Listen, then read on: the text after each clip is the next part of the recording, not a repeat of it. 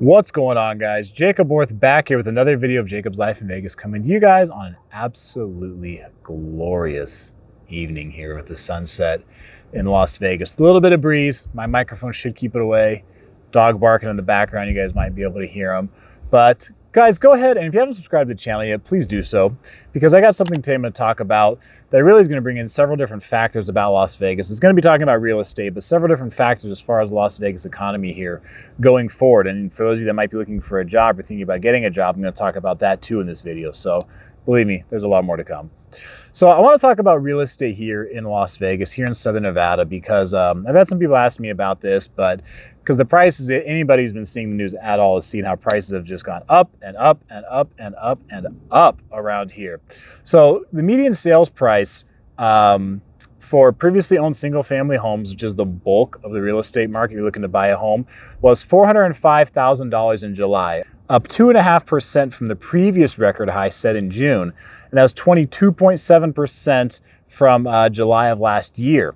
So this is coming from a new report from the Trade Association Las Vegas Realtors. Buyers last month pretty much picked up 3,352 houses last month, which is down 5.4% from June, though it's up a slight bit, almost 1% from the sales tally in July of 2020. So even in 2020, when there was, this huge rush of people buying homes and prices going up, in terms of the number of houses bought, it's actually just slightly higher than July of a year ago. Meanwhile, the inventory here of available homes has gone higher, but it still remains low overall. Because you have to remember that even before this pandemic began, I remember doing a video, late 2019, early 2020, somewhere around there. And I remember looking at doing some research and seeing the numbers in Vegas and how even before the pandemic really took off, say like February, March, that kind of thing, Vegas had low inventory going into 2020. I'm talking Las Vegas, Henderson, and North Las Vegas, just the Las Vegas metro area in general. So there was a total of 3,000 houses were on the market without offers at the end of July. That's about 22% higher than June, but listen to this, that's still 37% lower than a year ago.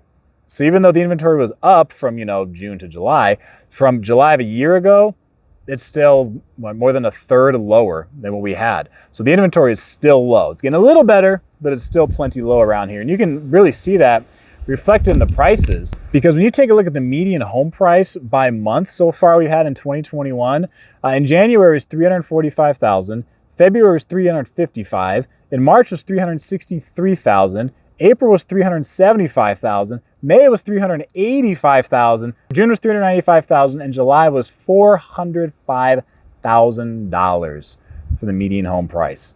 Now listen to this, the percentage of homes that have been sold percentage of homes on the market that have been sold in under 30 days, in January was 64%. Now in July it was 89%. Almost 90% of homes that were sold in the month of July were sold they'd been listed under 30 days. So homes are going up for sale and they're just gone like that.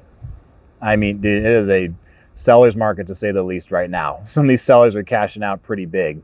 So there are several factors that have led to this situation though, and these are some things that have carried over from 2020. So one of them is low interest rates, okay? A lot of people have been seeing that for over a year now, right? Low interest rates and rates that we never thought we would ever see. And that has led to, encouraging people to buy, right? Because interest rates are low. It's cheaper for people to borrow money because they do not have to pay back as much interest on their loan. So they can afford, whatever their budget is, they can actually afford more house because they're not paying as much on the loan.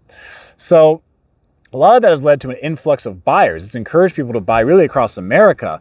But a huge thing that has happened here in Las Vegas and certain other states that are nearby other big states and big cities is you have an influx of buyers who come in from other states and from big cities. So from here, like, Vegas, a big one is people coming in from Los Angeles, right? Or the San Francisco Bay Area.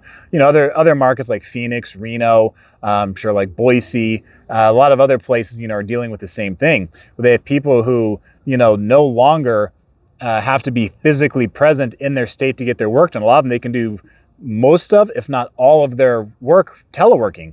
So it's like, okay, why would you pay so much money to live in Los Angeles or San Diego or something when you could just move 4 or 5 hours away, still keep your same job, and likely the same income, or even if it's adjusted a little bit, to pay no state income tax, have a lower cost of living. I mean, it's, and a better quality of life here. in Las Vegas. So those are the factors that people weigh when they're making that decision to make that move. Now, with the influx of buyers coming in here, particularly from out of state, and a lot of them buying up with cash, it's making it hard for longtime locals to buy a home and to buy a place because, the prices have just gone up so quickly. So, there's a quote from this article that I'll link down below. It talks about how it says prices have gone up faster than wages.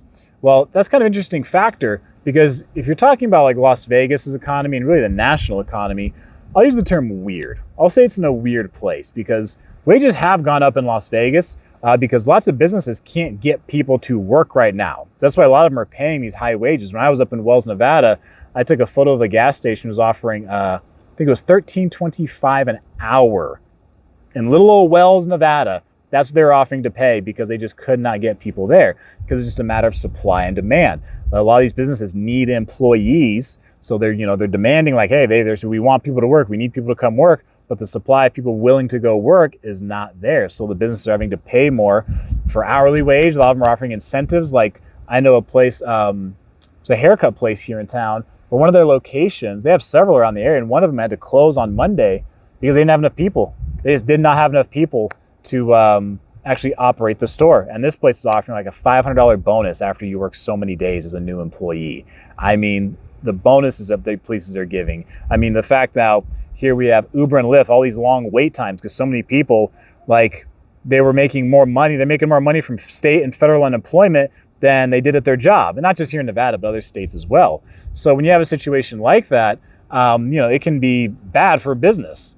Now, I would tell people that the time to get a job is now, okay? You're trying to lock in that high hourly pay or that bonus because as people start to go back to work, which, more people are going to have to, employers may remove that because, again, it's supply and demand. There's a lot of people looking for jobs, but employers only have so much, they don't have to offer as much. So another factor, too, is, interest rates can't stay low forever. Home prices cannot go up forever. The unemployment and stimulus checks, those can't go forever. Now, we've already seen inflation really take place in several areas when it came to all these stimulus checks being pumped into the economy and trillions of dollars being just printed in the economy. Not coming from tax money, but being printed in the economy. A lot of it showed up last year in 2020. People were getting stimulus checks and they were, going on Robinhood and YOLO investing in the stock market. You saw a bunch of stock prices really get inflated in 2020. So you've seen that kind of thing. But now we see it here with gas prices, we've seen food prices, we've seen car prices. I remember hearing a woman at one business I was at the other day, she said she has a car rental company, and this was probably a month or two ago. She said they used to charge like, $28 a day to rent a car. Now it's like $127. So you're seeing price increases all over the place when it comes to some of the factors that are going on here in the economy. But that inflation really can't go forever either because horrible things happen to countries when inflation gets out of control. I mean, you can look at Germany about 100 years ago, right around there, Eastern Europe, more recently Zimbabwe, Venezuela. I mean, so prices are going to come down at some point for these homes here in the Vegas area. How low and how far, who knows? But it's not going to be an overnight crash. That's one thing I hear some people say. They're like, they think the economy's going to crash and everything's, going to go to hell in a handbasket.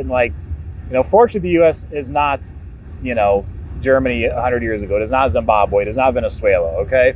Because there's a lot, obviously, riding on the U.S. The U.S. has a lot of influence on a lot of other countries around the world. So for us to have something like that happen would be really catastrophic, not just here, but for a lot of other countries as well. And the other thing to remember, too, is even here, we had what's been termed, the Great Recession or the real estate crash. Here in Las Vegas, that peak was June 2006. The median home price was about $320,000. It took 5.5 years for that to hit bottom. In December 2011, the median home price was about $119,000 for a median home price here in Las Vegas. So I say that to try to give us some perspective because some people get so caught up in the news and thinking that's going to be some overnight downfall of the U.S. economy. But if these real estate prices come down, they're not going to happen overnight. It's going to take years. And we may see something like that where for years they just gradually go down and down and down and down and down. That's very possible. So at some point, the market has to correct itself. With the unemployment, whatever's going on with federal unemployment, with moratoriums, with people trying to get back to work or jobs trying to get people back to work, a lot of this stuff it can't go on forever. So it has to adjust at some point. So is it the bubble finally starting to burst here in Las Vegas? It's a little too early to tell. I mean, we'll see, because, you know, things may change in the fall, but, you know, these are not normal economic times. So, you know, I think we may be around a point where we really hit a high. I mean, could it go up higher? Yeah, but again, it can't go forever. It cannot go up high forever. It has to come down at some point. So that's really what we're looking at here in Las Vegas. That's my analysis to give you guys. I do want to hear what you have to say down below in the comments section. It's starting to get a little dark. Sun is setting here. It is a beautiful night. I appreciate you guys watching and being so awesome. Hit that like button. I am Jacob, and this is My Life in Vegas.